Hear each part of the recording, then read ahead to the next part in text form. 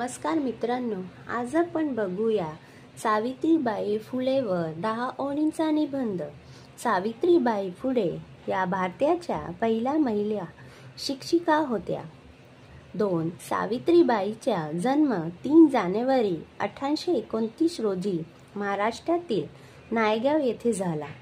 3. त्यांनी आपले पती महात्मा ज्योतिराव फुले यांच्यासोबत मुलींच्या शिक्षणासाठी कार्य केले। 4.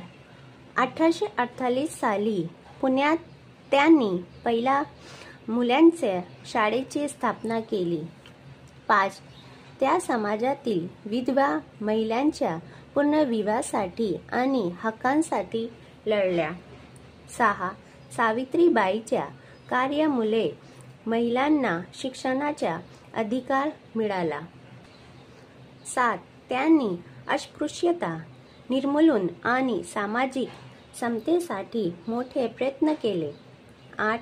शिक्षण आणि सामाजिक परिवर्तनाच्या क्षेत्रात त्यांचे योगदान अविस्मरणीय आहे। 9.